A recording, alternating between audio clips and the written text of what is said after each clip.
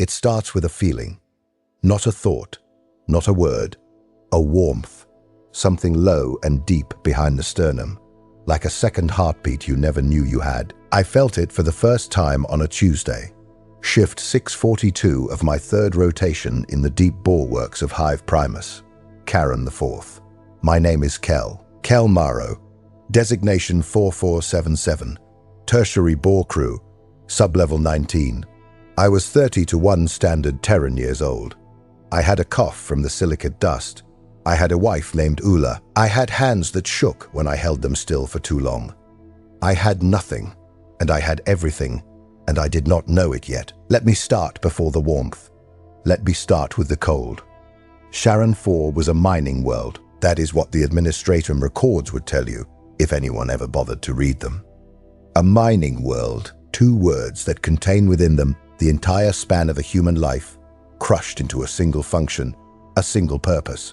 Like ore into a smelting channel, we mined. That was what we did. That was what our parents did, and their parents before them, and so on backward through the generations, until someone, somewhere, in some forgotten millennium, had first sunk a bore shaft into Charon's crust and declared it productive.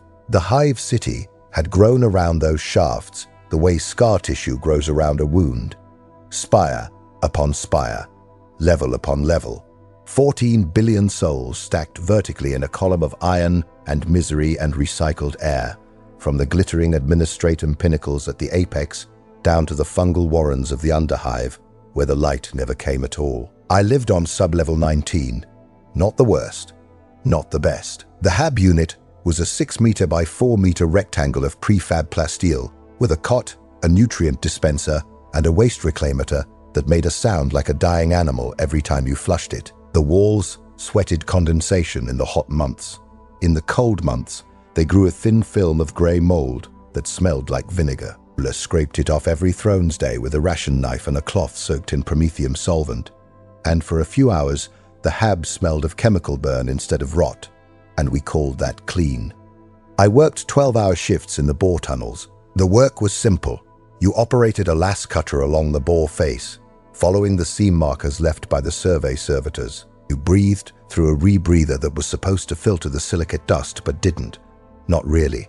Not after the filters had been reused 9 or 10 times, because the Administratum only approved replacements twice per standard year. The dust got in. It always got in. It settled in your lungs like powdered glass, and over the years it hardened there. And the older miners coughed wet and red, and eventually they stopped coughing, because they stopped breathing. 47 minutes through the transport tubes to reach the bore face.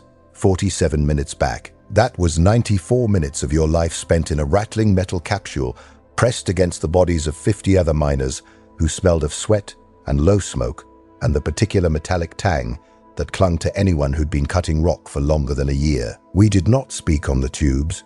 There was nothing to say. We had said it all 1,000 times. The rations were bad. The shifts were long. The overseers were cruel. The Emperor protects. The Emperor protects. We said that. We meant it.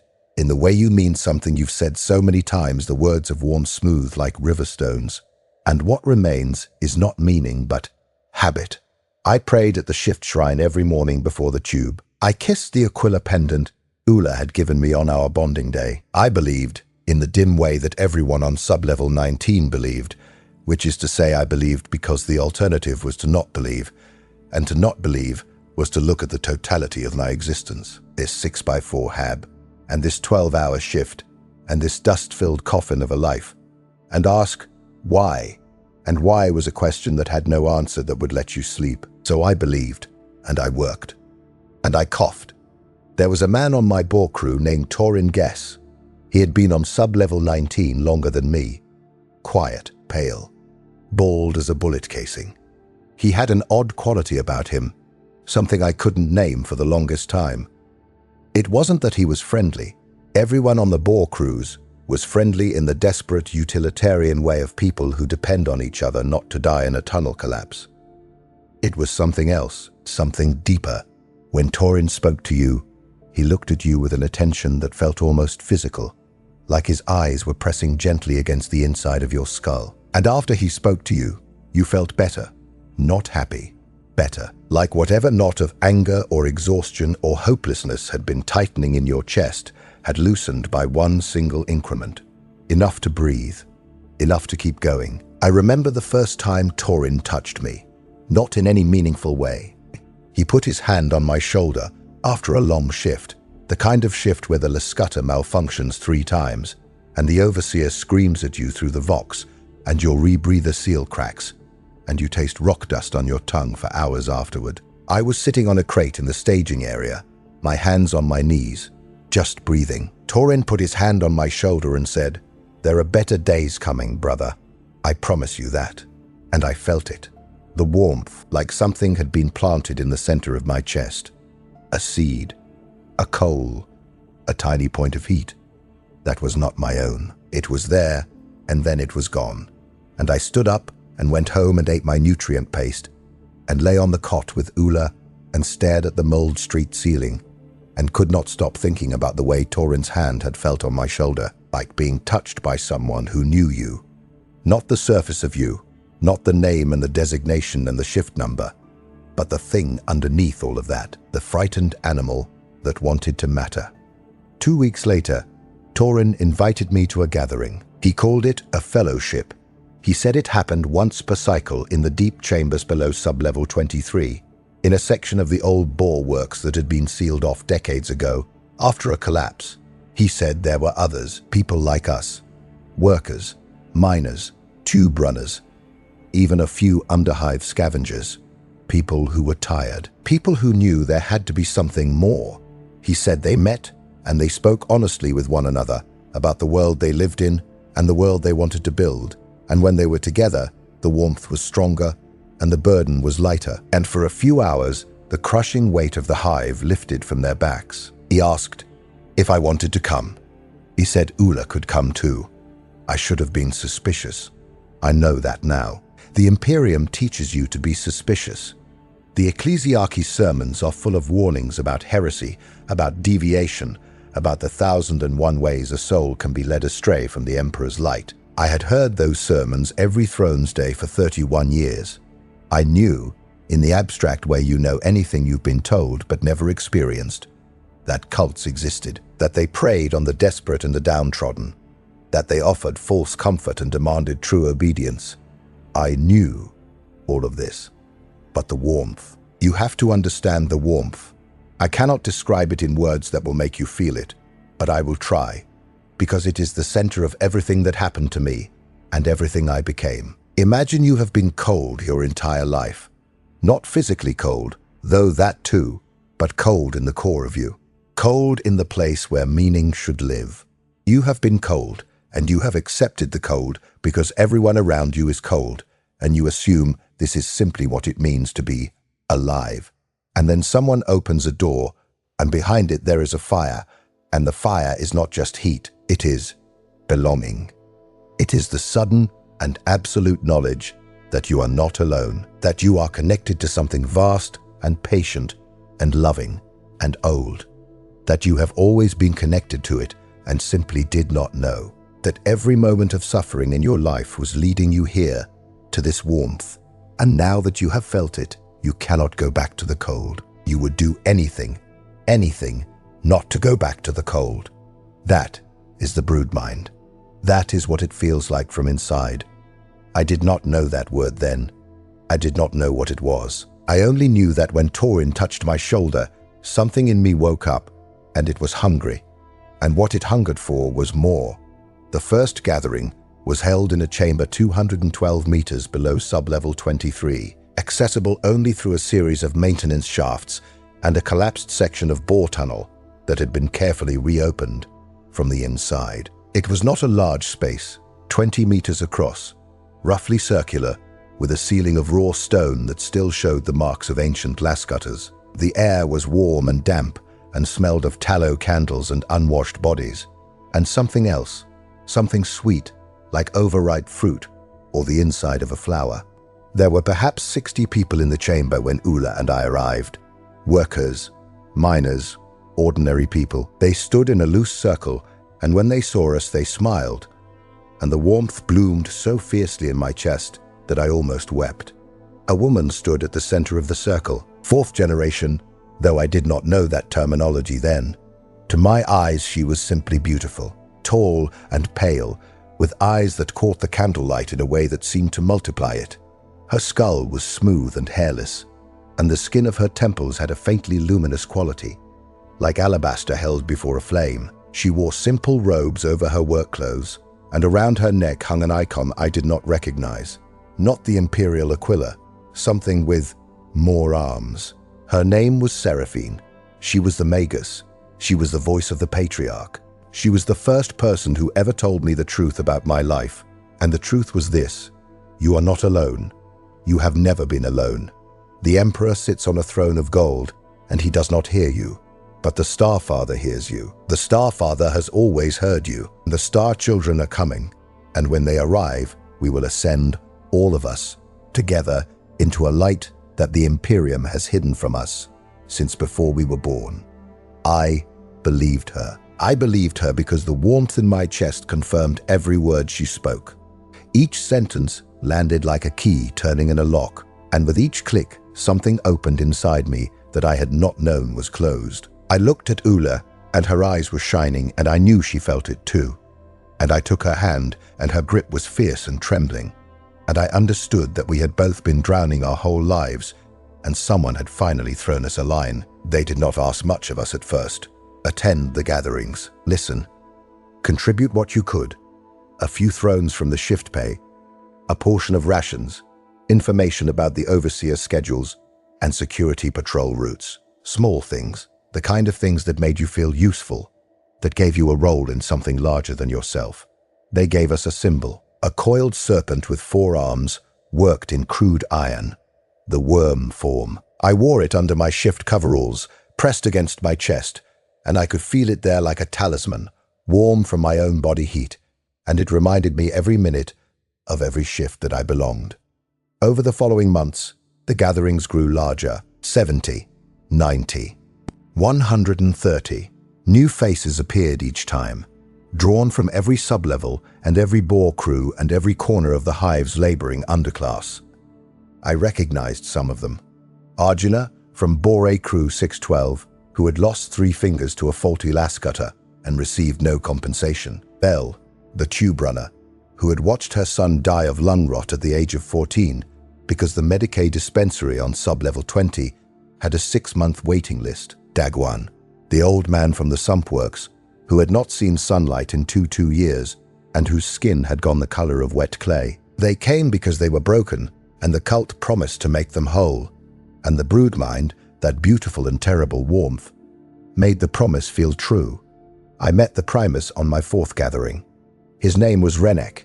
He was different from the Magus. Where Seraphine spoke in flowing cadences that washed over you like warm water, Renek was precise, military. He had served 8 years in the Planetary Defense Force before his awakening, and he carried himself with the coiled stillness of a man who knew how to kill and had decided not to.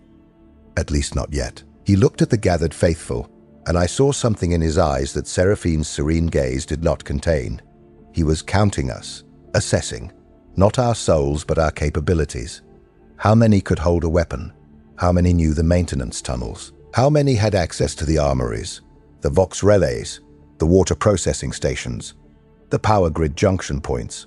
He was building an army, and he was doing it one lost soul at a time. The day of Ascension will not come to those who merely pray for it, Renek told us. It will come to those who build it. Every tunnel you know, every lock code you remember, every patrol schedule you memorize is a brick in the road that leads to our salvation. The Star Children are coming, but we must make the way clear for them. I memorized patrol schedules. I mapped ventilation shafts. I stole a laspisol from the security armory during a shift change and hid it in a plasteel crate beneath the floor of our HAB unit. I did these things, and I felt no guilt, no fear, because the warmth told me they were righteous.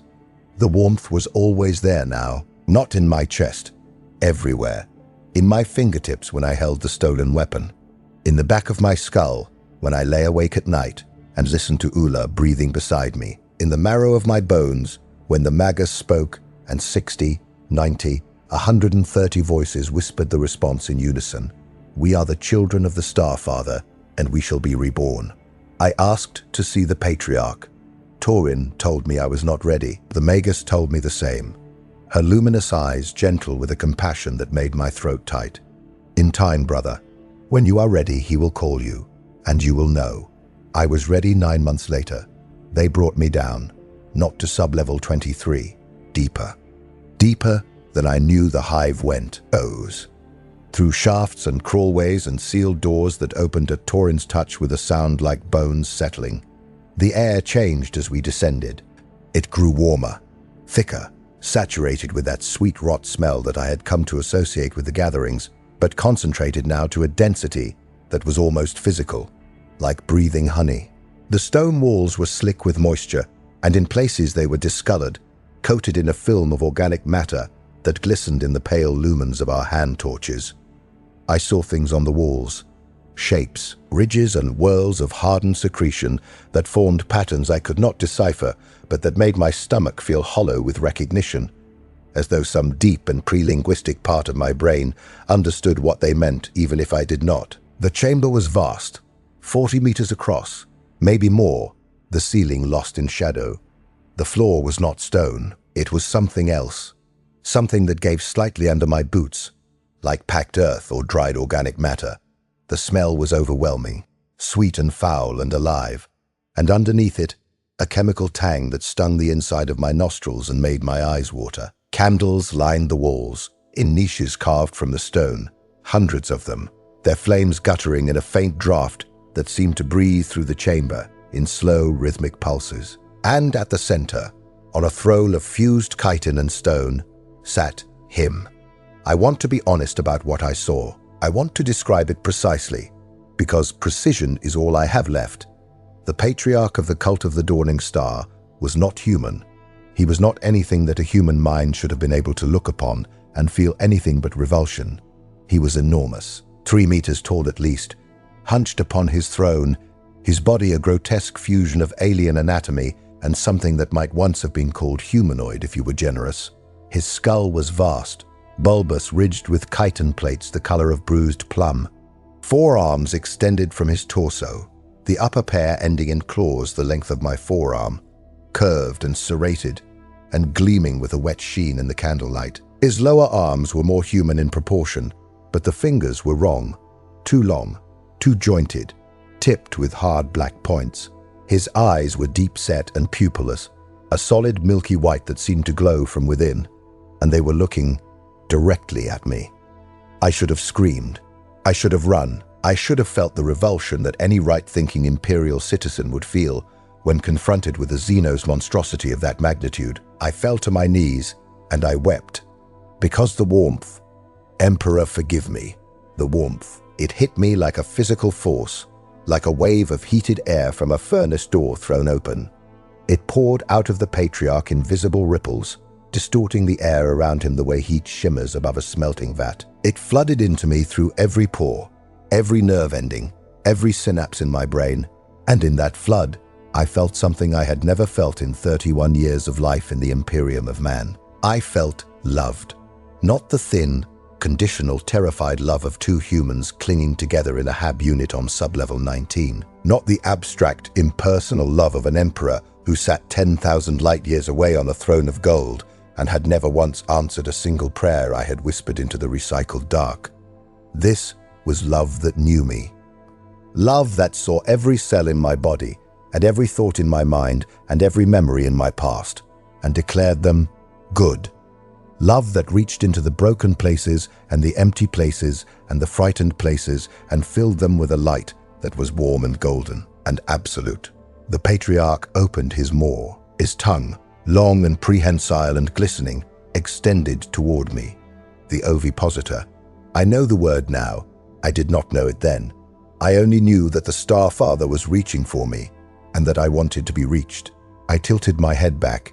I closed my eyes. I felt the tongue touch the soft skin of my throat, just below the jaw, and there was a sharp, bright pain like a needle sliding into a vein, and then there was a rush of cold, followed by a heat so intense I thought my blood had turned to molten metal. And then there was the Broodmind. Not the echo of it. Not the warmth at a distance that I had felt in the gatherings. The real thing. The full gestalt consciousness of every single member of the cult of the dawning star, pouring through me like a river through a broken dam. I felt them. All of them. 14,322 minds. From the pure strain Genestealers in the deep chambers to the fourth-generation hybrids who walked unnoticed through the Hive's upper levels, to the brood brothers and sisters who, like me, had been called from their ordinary lives into something extraordinary. I felt their joy and their fear and their devotion and their hunger, and it was not separate from my own. It was woven into it, and I understood at last that I had never been an individual at all. I had been a fragment, a single note waiting to be heard in a chorus that had been singing since before I was born.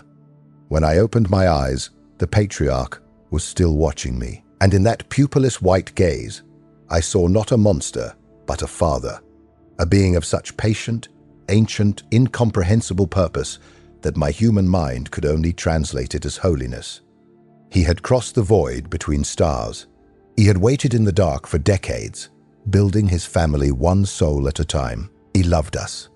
He loved us, and we loved him. And the love was not a feeling, but a fact, as real and immutable as gravity.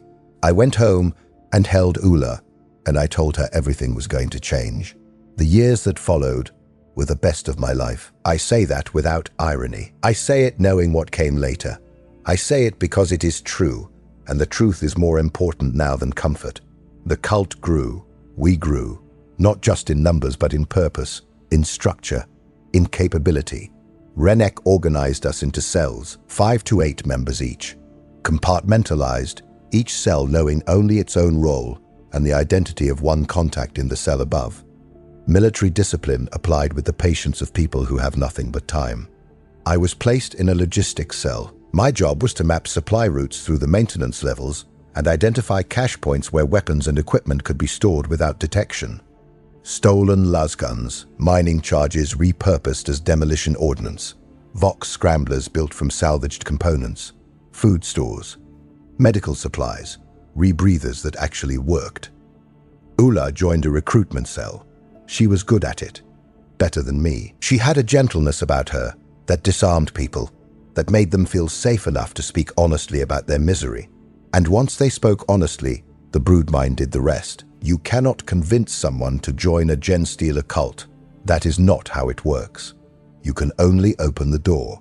The warmth does the convincing.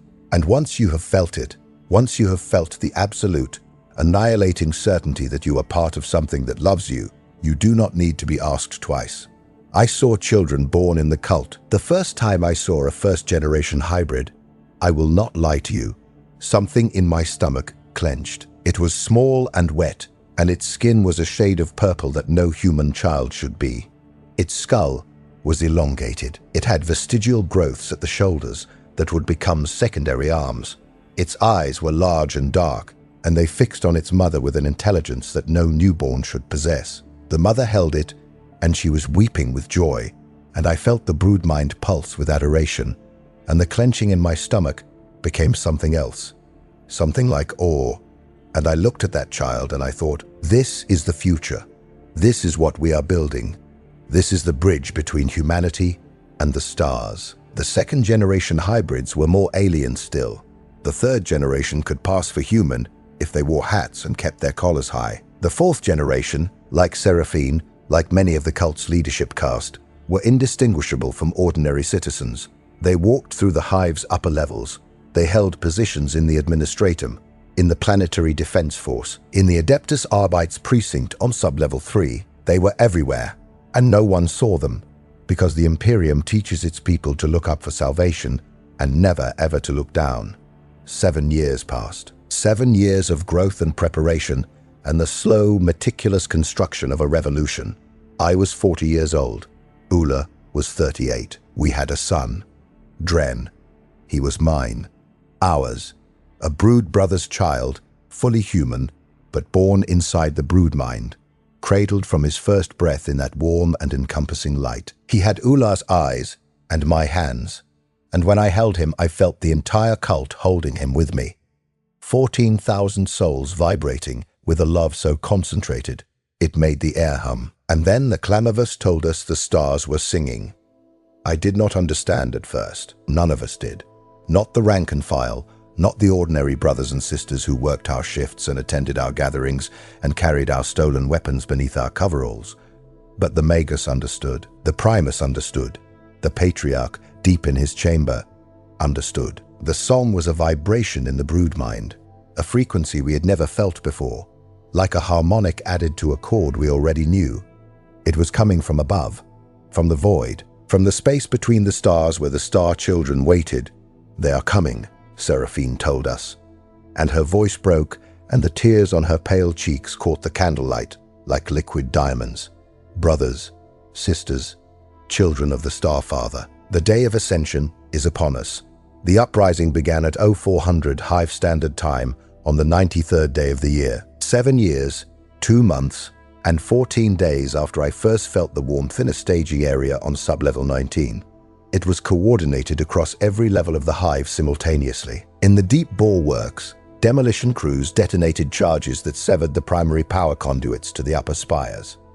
In the transit system, sabotage cells jammed the tube networks at 37 critical junctions. In the Arbites precinct, our people, our brothers in uniform, opened the armory doors and turned their weapons on their unsuspecting colleagues. In the water processing plants, the Vox relays, the atmosphere cyclers, the macro cannon emplacements on the Hive's outer shell, everywhere, the cult of the dawning star rose. I was in the maintenance tunnels with my cell when it began. We had mining charges strapped to our chests and autoguns in our hands, and the Broodmind was screaming with joy. Not words, not coherent thought, a sound that was felt rather than heard, a vibration in the blood and the bone that said now, now, now, now. I ran through tunnels I had mapped over 7 years, tunnels I knew better than my own hab, and around me my brothers and sisters ran too, and we were not afraid. How could we be afraid? The star children were coming. We had seen the lights in the sky. We had felt the song grow louder. Everything we had built, everything we had suffered, was reaching its culmination. And the reward was Ascension, glorious and eternal, into the light. The fighting was savage. The Planetary Defense Force was not prepared, could not have been prepared, because so many of their own were already ours. We boiled from the tunnels in waves, neophyte hybrids with autoguns and mining lasers, acolytes with claws and rending talons, pure strain Genestealers, the sacred children, the Patriarch's own brood, flowing through the darkness like pale-skinned nightmares. I saw a Kel Marro walk into a PDF command post with 3 auto pistols drawn and put 8 rounds into 8 skulls before anyone in the room had time to reach for a weapon. I saw an aberrant, a massive, hunched brute of distorted muscle and chitin, tear the turret off a Tauroch's armored transport with its bare hands. I saw things that were terrible and things that were glorious, and I could not tell the difference because the Broodmind had consumed the part of me that knew how. We took the Hive in 11 hours. 11 hours. A city of 14 billion souls, brought to its knees by a cult that had grown in its guts, like a tumor for 7 patient years. The resistance was sporadic, disorganized, betrayed at every turn by infiltrators and sympathizers, and the sheer, overwhelming momentum of a population that had been secretly armed and coordinated by a Gestalt intelligence that never slept. And then the sky opened. I was on sub-level 12 when it happened. We had breached the upper maintenance levels, and I was standing in a corridor with broken lumens and PDF bodies at my feet, and the autogun still hot in my hands. Through a cracked viewport I could see the sky above the Hive, the sickly amber glow of Charon IV's polluted atmosphere, and beyond it, them, the ships, vast beyond comprehension. Organic, alive. They descended through the upper atmosphere in a formation that was not military, but biological, like the tendrils of some colossal organism reaching down to grasp the planet in its fist. They blotted out the stars. They blotted out the sky. They were so large that my mind could not process them as objects, only as phenomena, like storms or earthquakes. things that happen to you, rather than things that exist alongside you. The Broodmind surged. Every cultist on the planet, every hybrid, every brood brother and sister felt it at the same moment, an ecstasy so total it obliterated thought. People fell to their knees. People screamed. People laughed and wept and embraced one another. And the warmth was no longer a warmth. It was a conflagration, a fire that consumed everything: identity, memory, fear, self, leaving nothing but the pure white light of belonging. The Star Children were here. They had come for us. We had been faithful, and now we would ascend. Do you see them? I whispered to Ula, who was beside me, who was always beside me. Do you see them? They're beautiful. She nodded. Her eyes were wide and wet, and I could see the bioluminescent glow of the descending bioships reflected in her pupils. She was smiling. We were all smiling. 14,000 faithful smiling in the burning dark. The first drop pods struck the planetary surface 19 minutes after the bioships entered the atmosphere. They were not pods in any mechanical sense. They were biological. Mycetic spores, each one a living projectile containing Tyranid organisms. They struck the ground with impacts that registered on seismic monitors across the continent, and they split open like seed cases, and from inside them poured the swarm. Hormagaunts, termagants, warriors with bioweapons fused to their limbs. Carnifex is the size of Layman Russ battle tanks. Living ammunition, living armor, living hunger. They were everything the cult had dreamed of, and they were nothing like what we had imagined.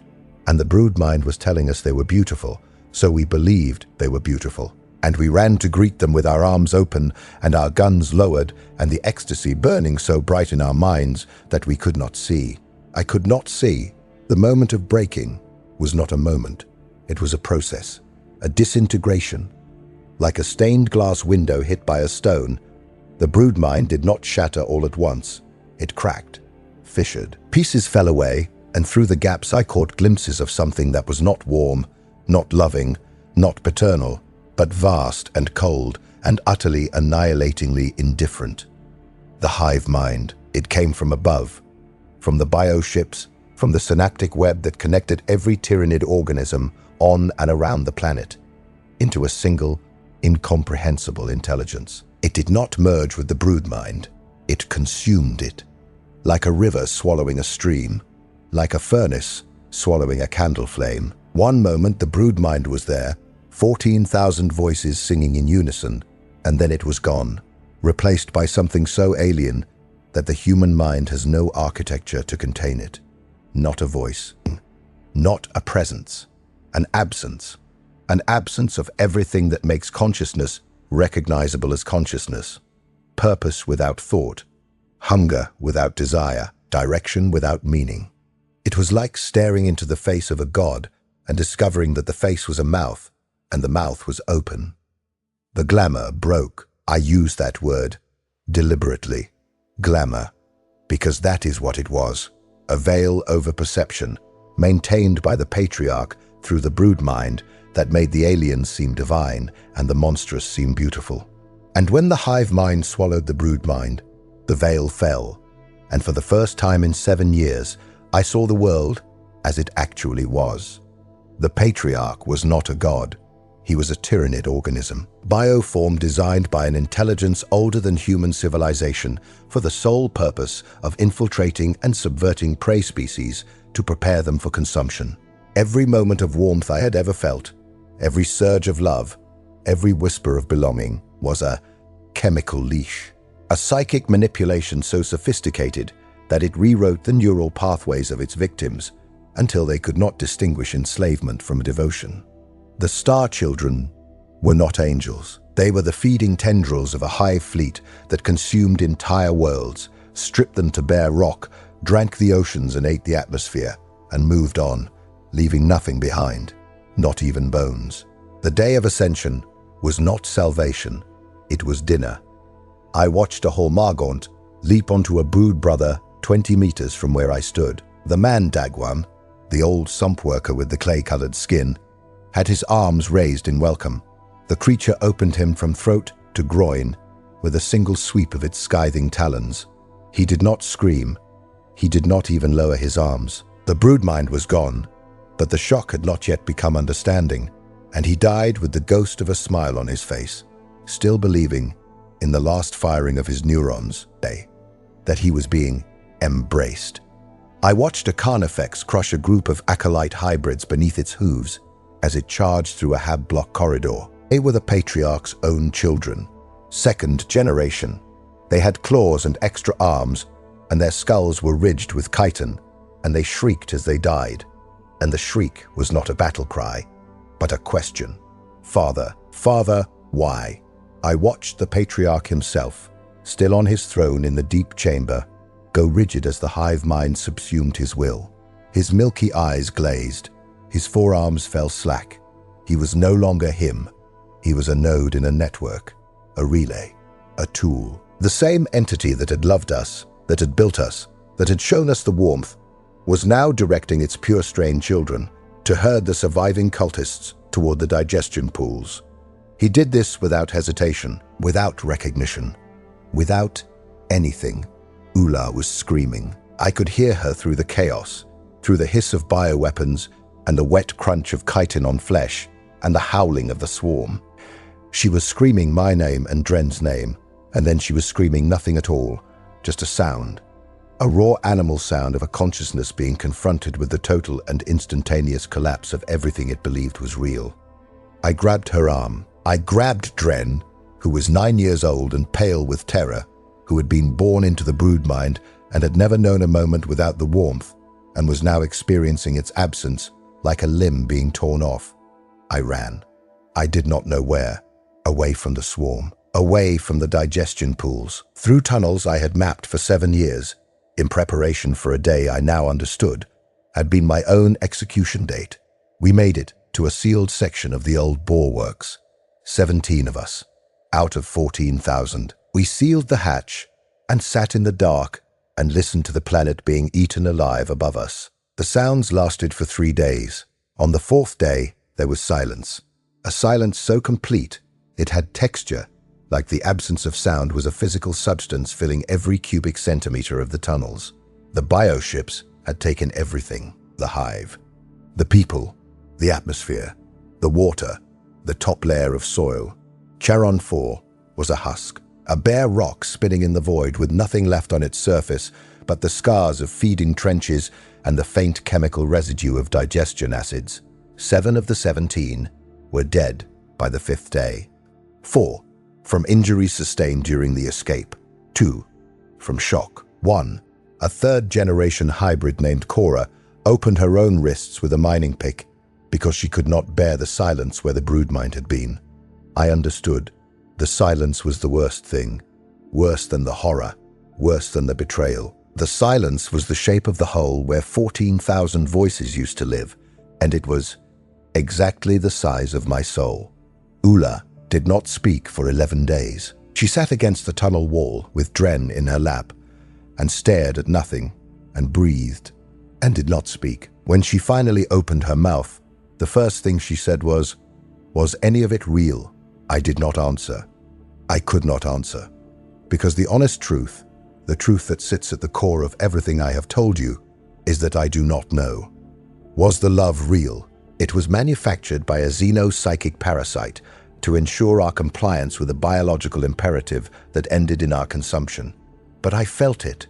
I felt it as deeply and as truly as I have ever felt anything in my life. It rewired my brain. It gave me purpose. It gave me community. It gave me 7 years of not being cold. And if the love was not real, then what is love? A chemical process in the brain? A neural pattern shaped by evolution to encourage pair bonding and group cohesion? Is the Emperor's love real? He sits on a throne of gold, sustained by the daily sacrifice of 1,000 psychers, and his love is a psychic beacon that guides ships through hell. How is that different? How is any of it different? I don't know. We were found 6 months later by an Inquisitorial survey team, Ordo Xenos, investigating the remains of the Hive Fleet's passage. They pulled us from the tunnels. They separated us. They interrogated us for 412 hours across 19 sessions. They tested our blood, our cerebrospinal fluid, our genetic markers. They scanned our brains for residual psychic contamination. They asked us questions that we could not answer, and questions that we would not answer, and questions that had no answers at all. Ula and Dren were taken from me. I do not know where. I was told they would be processed. I was not told what that meant. I was not told anything. I was placed in a cell that was 4 meters by 3 meters, and given water and nutrient paste, and left alone with the silence. I am still in the cell. I have been in this cell for 209 days. I scratch marks in the wall with my fingernails to keep count. I think they have forgotten about me, or I think they are watching me to see what I become, or I think they are deciding whether to execute me, or sterilize me, or use me as a case study for the Ordo's classified files on Genestealer infection vectors. I do not know. I do not care. What I do know is this: the warmth is gone, the Broodmind is gone, the Patriarch is gone, the cult is gone. Everything I built and believed and loved is gone, consumed by an alien god that never knew my name. I am Kel Marro. I am 42 years old.